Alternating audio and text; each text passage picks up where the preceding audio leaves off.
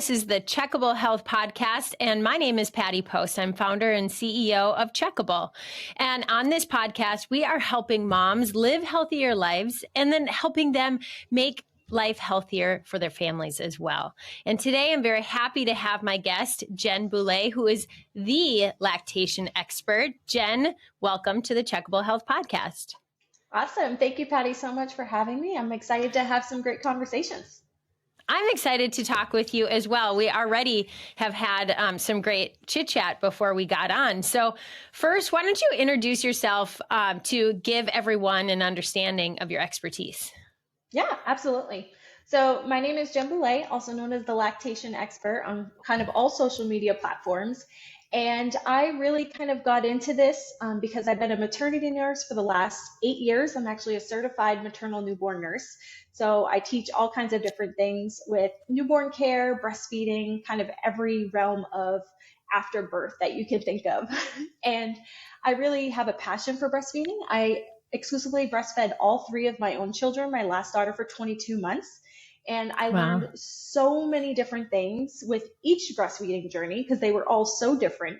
And I just wanted to, create my online following to help moms feel more confident, feel more empowered with breastfeeding, because I know how daunting it can be and the struggles that come up with, there's so many different things: mastitis, clogged breast ducts, jaundice, weight loss, all these different issues. So I just wanted to get out there and share all of my knowledge and expertise just to see if I could help anyone anywhere in the world, really, because that's the best thing about social media.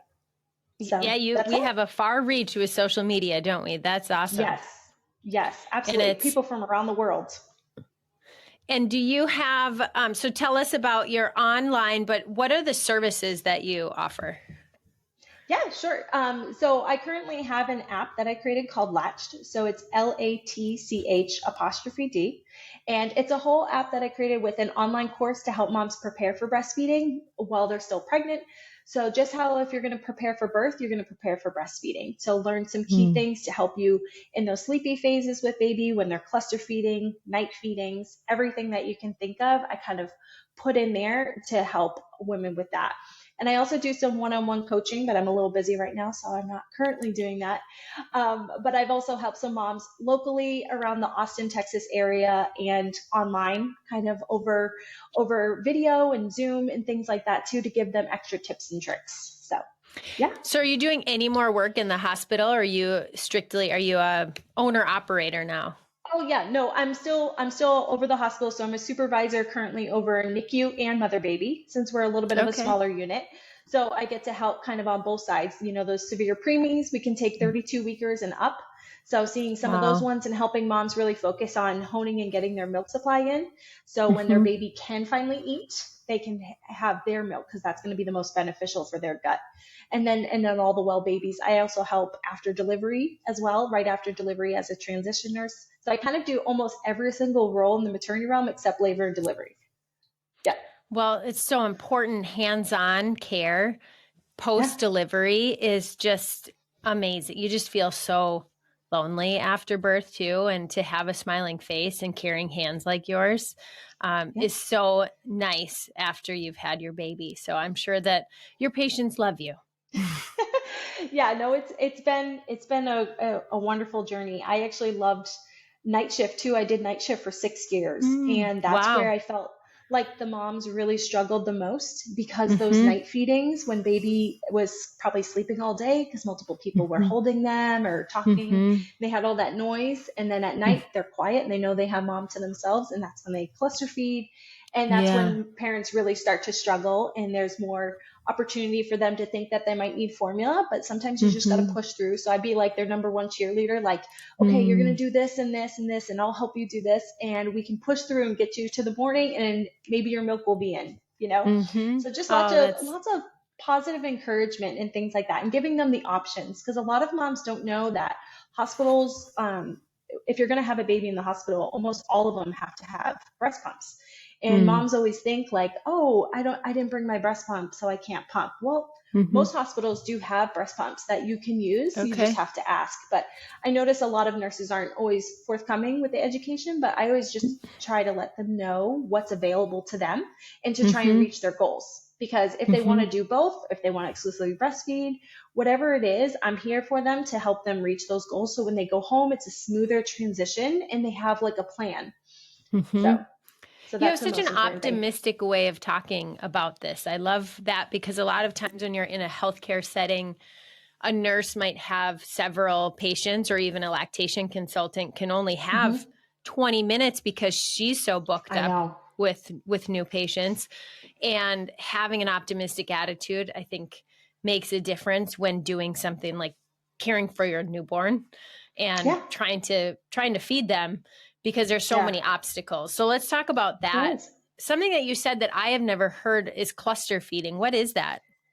So cluster feeding is usually the first 24 hours after birth. Babies are just exhausted, just like mom. They were squeezed every few minutes, had to go through labor. So they're tired too. So those first few minutes, like 24 hours, they're like in this sleepy phase. And then right after that, they start to cluster feed because they don't have the placenta for 24/7 nutrition anymore. And now they need calories and they're hungry. So now this is when they start to cluster feed, and they could feed every 15 minutes to an hour, just telling mom's body like, hey, I need more. I need your milk in ASAP. Like, let's get going. And that's where I start to see a lot of like nipple soreness, moms, having issues getting a little lazy with positioning because they're so exhausted and like punching their shoulders and things like that.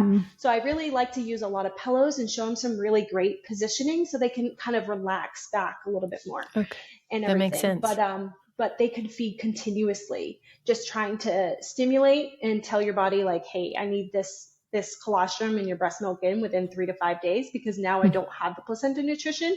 I'm 100% focused on your breast milk only. So it can be very mentally and physically exhausting too, because then mom, if she had a C-section, those are surgery patients. I used to do surgery nursing before maternity, and those moms that had a C-section, they're a full surgical patient, then trying to take care of a newborn. And some of them, the dads actually have to stay home with other kids, and they're alone. They're alone as a new surgical patient with a newborn who's cluster feeding. They're trying to breastfeed. So there's so many different like factors emotionally and everything. So just giving them all the support so they can reach their goals, and whatever they want to do that's going to be best for them when they go home, that's what we're going to do and support. But those cluster feeding times can be exhausting. I didn't even know about that, that 24 hours post birth, and thinking of the visitors. And I had C-sections as well, thinking of the visitors that came, and just like sort of this tug and pull. It's like for a new mom listening, or a expecting mom listening, or maybe expecting mom, whether you've had one already or not, maybe say, don't visit me the first 2 days, or visit me when I get home, because when it's a revolving door of families coming in, then you can't focus on your own body and your baby.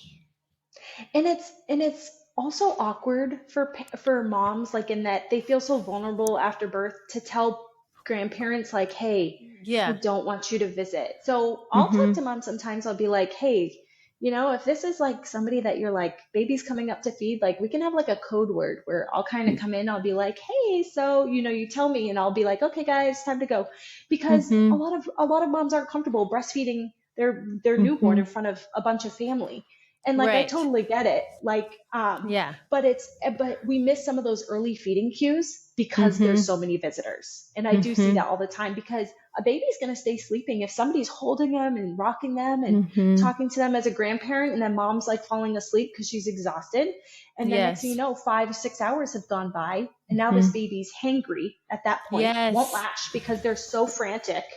And then mom's getting anxious, and people are like standing outside the room. And so I really encourage people to leave visitors at home if they can. Actually, for my husband and I, we actually didn't tell anyone when I went into labor with my first son. And it worked out so well because I was able to solely focus on myself and my birth, and then him focus on me. And then we had that first 24 hours of just us figuring out each other and bonding and everything. So there's no interruptions. And so we continued that for our other 2 children. And we didn't tell anybody. And so we didn't have visitors, so we could focus those first few days getting to know each other, our rhythm, our positioning, and it worked out beautifully. And that was important to us Some people don't agree with that, but I do encourage it, especially if it's your first time exclusively breastfeeding and you really want to get a good start. The more interruptions you have, the harder it's going to be, because we're already interrupting so many times in the hospital anyways. It's such good advice. And then get that baby to not be sleeping all day, because that nighttime can be so stressful too. Exactly. Another thing that I'm curious about is, so you mentioned about the milk coming in. That is a very stressful time too, because your baby is hungry. Yes. And if your body isn't producing, what they did for me when I had a C-section was they first gave him formula. And because it was 19 years ago and I was still strapped to the bed, so it actually made it harder, because then post-delivery, I didn't nurse right away. And then with the epidural and all the drugs, it was like my milk didn't come in for 2 days. And then I suddenly got very engorged. So what do you, like, how do you coach a mom through these things if she doesn't have someone like you? Or how do you prepare for that? Yeah, so I like to tell moms that the majority of the time, I would say about 95% of the time, your milk is not going to be in by the time you leave the hospital. And that's true. Vaginal deliveries after COVID, we're now sending home at 24 hours sometimes. Wow, and really? C-sections at 48 hours. So most moms aren't going to have their milk in by 2 days. Usually we say 3 to 5 is kind of the normal. If you're stimulating enough and you're doing lots of skin to skin, and you're solely focusing on your baby's early feeding cues and putting them to the breast, and there's no issues with latching or transferring of milk or anything like that, that's going to be a factor. But usually your milk's not going to be in. So really, there's this gap. There's this huge gap from leaving the hospital and going home and trying to do it all on your own and making sure you're figuring it out. You have a good plan. So I always encourage moms, especially first-time moms, to really follow up with a local IBCLC lactation consultant, because really once you get home and your milk isn't, that's a whole nother ballgame. Now you get that engorgement. There's possible like clogged breast ducts, you're like, is baby getting enough? You're constantly questioning yourself. So there's so many other factors when you go home. And I wish I could follow every mom home and guide them personally, but I can't. Right. So just trying to encourage them that they're doing all the right things and to trust the process. Like we have to trust our bodies. We live in such a society where we focus on instant gratification. If it's not there right now, then it's not happening. And that's not how it is with breastfeeding. Like you do the work and you trust your body and your baby's, stimulating. If you feel like they're not doing enough, you can pump or hand express, and eventually your milk is going to come in for what baby needs, but you have to trust that process. And a lot of moms are always like, I don't think they're getting enough. And I'm like, no, like they are, like their weight's fine. Their diapers are good. So look at these other factors. And really just trying to trust. I think it's a good mindset piece in this generation, is to learn how to trust our bodies, because we've been here for hundreds of thousands of years, and we wouldn't be here today if moms couldn't breastfeed before there was formula. So really do know what we're doing and to trust your gut. Really. It sounds like patience is something that, like, patiently and just be optimistic about it, that it's going to work. And the first time you do it, it might, and maybe the 10th time even. I mean, I remember all of my kids putting them to the breast and be like, what's wrong with you? Like, I don't know why I was stressed about it. Like, they're new to doing it too. Right, exactly. It is natural, but it's not natural. That's the weird thing about breastfeeding. Exactly. I totally agree. It's like you think it's going to be natural, but then sometimes it's just not. And it's just like riding a bike. Like you're falling a couple times, it might take 10 times to latch, and then the next time it only takes 2. And, you're kind of all over the place. It's like a learning curve for both, where you're just, and every breastfeeding journey is different with each baby too. They're all just so unique. So you can't compare that either. Yeah. Yep. So what is one of the things that you had said something about your son? Can you tell us that story about your son and then how you identified that and what you're seeing now with other babies like him? Yeah. So my first son, Carter, was born in 2015, and I was struggling with breastfeeding. He was born early. First of all, he was 37 and 1. I went into labor. My water broke. And, he had to go to the NICU a little bit after. He was having some extra fluid in his lungs. And I remember trying to breastfeed in the hospital, and it never happened. ever. I solely hand expressed and pumped the entire time in the hospital. He never latched. So then I followed up with an IBCLC with my pediatrician's office because it was covered under insurance. Like a week later, finally got him latched with a nipple shield. Oh my gosh. So then I did that. And then I was trying to get him off because they told me, nipple shields aren't for long-term use. Tried to get him off, and it was the most excruciating toe curling pain. I know when a mom's having pain, it's if they curl their toes and they go, I know it hurts, you can read it on their face. And that's exactly what I had. And they were bleeding, they were raw. And I just remember sitting there on the couch and I'm like, I know it's not supposed to be this painful. Like, I know there's a learning curve and there should be some soreness. And it was my first, and I was the only mom around. I had kids young, and none of my friends were even married or dating. So my husband and I were the first ones to have kids. None of my family breastfed. My mom, no one. So I was all alone, and I was like, and I was just desperate to figure it out. And I trusted my gut, and I was like, I know something else is wrong. So I paid out of pocket for a private lactation consultant that wasn't covered on my insurance. And I was like, this is my last effort. And she brought me in, and we tried to latch. She weighed him before and after to see how much he would take from the breast too. He literally took like 0. And I couldn't even do it because it was so painful. And she immediately did a full mouth assessment, and she was like, oh, he has severe lip and tongue ties. And I was like, I had never even heard of that before, because in the hospital, they never checked his mouth. They were only just checking him trying to latch. And we went to a pediatric dentist in Albany, New York, because we lived in Massachusetts at the time. And it was the best decision I ever did. I got them lasered, and then we did exercises. He nursed right after for the first time at 5 weeks old. And then he nursed for a full 13 months after. Oh my gosh.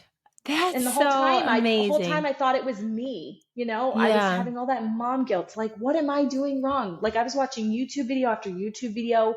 I think I saw like 4 lactation consultants, like total, and still nobody was giving me answers until that last one, where she actually looked in his mouth. So it was actually him that had the issue, not me. Because my milk was in. I had copious amounts of milk. And I was like, I don't understand what's wrong. So it's the best decision I ever made. And we're seeing it a lot more. Nobody really knows why a lot of babies are having tongue ties and issues. But I do always try to educate parents and just give them the information.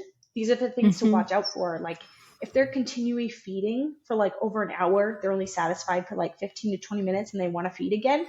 That's kind of a red flag, because it shouldn't be cluster feeding all the time. If it's like that, that means there's an issue with the transfer. Like, their tongue can't do the proper movement to pull the milk from the breast into their mouth. And that's what my son had. It was like the number one sign of a tongue tie is that just had no movement in the mouth. And then it was just damaging my nipple. So. Wow. So then they just take a laser at the dentist, just like they do with gums, and then just laser it down. Wow. Yeah, it was like a 3-minute procedure, and he nursed right after, pain-free, no issues, had full tongue movement. That's amazing. And we did do exercises, which a lot of people, some places don't tell parents about, but I always encourage them to, because if you think about it, if you bite your cheek, your mouth heals really quick, right? You don't even, like, the next day you can't even feel it. Well, the tongue, same thing. It wants to heal back together. So it can really quickly. So you have to make sure you do exercises to prevent it from healing back together until it heals. So we did with a brand new little guy. That's crazy. Yeah, I know it was not fun. I'm telling you, I cried. But at the same time, I was like, I knew how important it was to have that full range of motion, because when they do have a tongue frenectomy, which is releasing the frenulum, there should be like a diamond of tissue underneath, and you should be able to see that diamond. If it's starting to close, then it's healing back together. Oh, so got it. So then you had to do exercises to keep it up. Yeah, to kind of just like strengthen the tongue and keep it apart multiple times. I think it was like 3 times a day. So that was the hardest part. I'm not going to lie. It was not fun, but it was 100% worth it. 100% worth it. Because now he doesn't have, because babies can have speech problems later on in life too. You don't know that right away. But if they have a severe tongue tie, guess what? That's your language right there. It's your tongue movement. So so I always try to give parents the education and just show them what I'm seeing with their tongue. Like, a lot of the posterior ones, their tongue will curl in a U. So you see these babies with a U tongue when they cry, but it's not as obvious because you can't see the piece Oh, And yeah. that's mostly, that's a posterior tongue tie. And those are the harder ones that get missed all the time. And that's what my son Interesting. had, because you didn't see a piece of tissue holding the tongue down. It was all embedded underneath in the mucosa. And Mm-hmm. so I just try to educate parents and give them their options, what to Mm-hmm. watch out for. And when they go home, they can make the best decision for their baby. But Mm-hmm. a lot of babies go missed, and then moms start, I had a great supply right after birth, and then like months later it starts to trickle Mm-hmm. down and they don't know why. Mm-hmm. And that is probably the number one issue, is they did really have a tongue tie and they're just not stimulating enough at the breast, so That's eventually their so supply will interesting. just go down. Yeah. One of the first What? moms I worked with was from Australia, and her Mm-hmm. daughter was 6 months, and she had a severe lip and tongue tie. We got it fixed, had to work on some things for like a month, and then she was good after that. But she never Oh knew my, because no one had ever told her. wow. I actually, my cousin's little boy, he had a tongue tie, and it's been so long. I'm like, oh yeah, I guess it was a big deal for her. That Yeah, was, and they got it figured out. But that's so interesting that and you didn't self-diagnose. You went and you found the professionals to help you. But right. do you talk about that on your app, or is there um, Yep. things that you can look for? Yeah, I have a whole separate training that comes with it, all about lip and tongue ties. So moms can know Okay. what signs to watch out for when you're breastfeeding, and the different options. So there's non-invasive and invasive options. So you can Mm-hmm. do like chiropractic care if you don't want to get it Okay. cut or anything yet.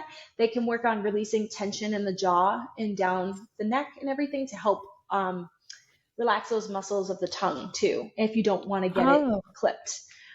okay. So I talk about all kinds of different options, lots of pictures and stuff, because I'm a Mm-hmm. visual person too. Mm-hmm. Because there's 4 different stages for each, like stage 1, 2, 3, and 4. 4 is the worst. So I Mm-hmm. show moms different pictures of anterior and posterior and what it looks like. So I've done a lot of Oh, wow. research since 2015 on it, Mm-hmm. because it was so important to me, and I felt like Mm-hmm. if somebody had looked into his mouth at birth, Mm-hmm. we could have avoided 5 weeks of struggles and lots of Right. tears. Right. But I had to figure it out on my own and go with my mom gut that something else Mm-hmm. wasn't right. And a Mm-hmm. lot of moms will push that off and just think it's them and Yeah. not follow through all the way. But I know it's a lot. It's a lot with a newborn. Yeah, absolutely. There's So so much going I on. don't blame them. I don't blame them. Mm-hmm.